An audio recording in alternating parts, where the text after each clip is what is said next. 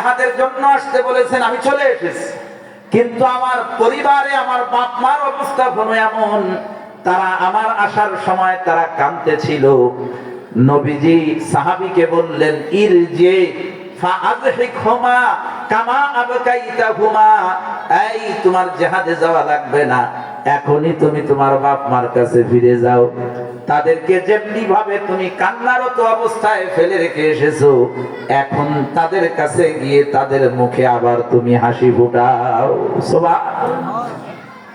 বুখারী শরীফের রাওয়ায়াত, রাসূল আকরাম সাল্লাল্লাহু আলাইহি ওয়াসাল্লাম বলেন, বনি ইসরাইলে একজন আবেদ ছিল, ইবাদতকারী ছিল। এই ইবাদতকারী নাম হলো তার জুরাইজ। জুরাইজ একদিন তার ইবাদতখানায় নফল নামাজে দাঁড়িয়েছে। এমন সময় জুরাইজের মা এসে জুরাইজকে ডাকতেছে, ও জুরাইজ। জুরাইজ নামাজে দাঁড়িয়ে দাঁড়িয়ে চিন্তা করতেছে, আল্লাহুম্মা সলাতি ওয়া উম্মি, আল্লাহ আমার মা আমার নামাজ। একদিকে আমি নামাজ পড়তেছি, অপরদিকে আমার মা আমাকে ডাকতেছেন, কোনটা করব? নামাজে দাঁড়ায় দাঁড়ায় চিন্তা করতেছে। জুরাইজের মা কোনো সারা শব্দ না পেয়ে দ্বিতীয়বার আবার ডাক দিয়েছে, ও জুরাইজ। জুরাইজের মা ডাক দেওয়াতে জুরাইজ আবার নামাজে দাঁড়িয়ে চিন্তা করতেছে, আল্লাহুম্মা সলাতি ওয়া উম্মি, আল্লাহ আমার মা আমার নামাজ। একদিকে আমি নামাজ পড়ি, অপরদিকে আমার মা আমাকে ডাকে, কোনটা করব? জুরাইজের মা তৃতীয়বারও ডাক দিয়েছে, কিন্তু জুরাইজ কোনো সাড়া দেয় নাই, নামাজে দাঁড়ায় দাঁড়ায় ওই চিন্তা করতেছে। জুরাইজের মা তিনটা ডাক দিয়ে যখন সন্তানকে পায় নাই, ওই সময় জুরাইজকে বদদুয়া দিয়েছে, আল্লাহুম্মা লা ইয়ামুতু জুরাইজ হাত্তা ইয়ানজুরা ইলা ওয়াজহিল মায়ামিস। আল্লাহ, সন্তান জুরাইজরে ডাকলাম, ও আমার ডাকে সাড়া দিল না, আমি মা ওরে বদদুয়া দিচ্ছি, ওর যেন দুশ্চরিত্রা বেশ্যা মহিলার মুখ না দেখে যেন মউত না হয়। নাউজুবিল্লাহ। মা বদদুয়া দিছে, লেগে গেছে সেই বদদুয়া। ওই সমাজের একজন রাখালিনী মেয়ে, তার বিয়ে শাদী হয় নাই, হয়েছে এক বাচ্চা। এলাকার লোকজন ধরছে, তোর হয় নাই বিয়ে শাদী, তোর বাচ্চা হয় কি করবো? এখন ওই মেয়েটা কি করবে? জুরাইজের নাম করে দিচ্ছে, কইছে দেখেন না সন্তান, এটা হলো জুরাইজের পাপের ফসল। এলাকার লোকজন সাথে সাথে জুরাইজের ইবাদতখানা যে ভেঙে চুরমার করে দিয়েছে। জুরাইজ বলে, কেন আপনারা আমার সাথে দুর্ব্যবহার করছেন? এলাকার লোকজন বলে, এখন বুঝি কিছুই বোঝো না? বলে, কি হয়েছে বলে?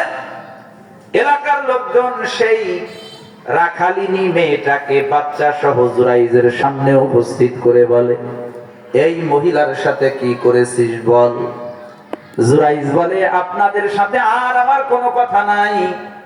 জুরাইজ ছোট্ট দুধের বাচ্চাকে জিজ্ঞাসা করেছেন, এই বাচ্চা তুই বল তোর আব্বাকে।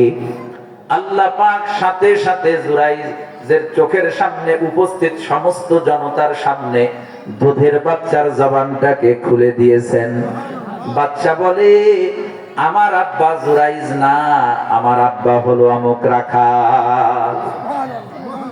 যখন এ কথা দুধের শিশুর জবান থেকে বের হয়েছে, এলাকার মানুষজন খুব লজ্জিত হয়েছে, কারণ না বুঝে শুনে জুরাইজের সাথে খারাপ ব্যবহার করছে। জুরাইজকে বলে, জুরাইজ, তোমার এই ঝুপড়ি ইবাদতখানা আমরা ভেঙে ফেলেছি, স্বর্ণ দিয়ে তোমার ইবাদতখানা বানায় দেই। জুরাইজ বলে, না, স্বর্ণ দিয়ে ইবাদতখানা বানানোর দরকার নাই, আমার যে মাটির ঝুপড়ি ছিল সেই ঝুপড়ি বানায় দেন। লক্ষ্য করার বিষয় মুসলমান, জুরাইজের মা জুরাইজকে বদদুয়া দিয়েছে কোন সময়? ডাকছে সন্তানকে, সন্তান ডাক শুনতে পারে নাই, কারণ হলো সন্তান নামাজে ছিল। কোথায় ছিল? নাকি ক্রিকেট খেলতে যাচ্ছিল? বন্ধু বান্ধবের সাথে ক্রিকেট খেলতে রওনা দেয়নি তো, হাঁটে বন্ধু বান্ধবের সাথে, আর বাপ মা পিছনে পিছনে ডাকে, ঝাড়ি দিয়ে চলে যায়, বাপ মার কথা শোনে না। এমন কিছু বেয়াদব মার্কা পোলাপান আছে না সমাজের ভিতরে?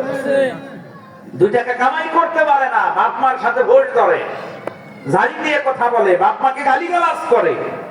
তুমি ভালো করে শোনো, জুরাইজ নামাজে ছিল, এই অবস্থায় মা ডাকছেন, জুরাইজ মার ডাকে সাড়া দিতে পারে নাই, মা বদদুয়া দিছে, সেই বদদুয়া লেগে গেছে। জুরাইজ বদ্ধ এড়াতে পারে নাই।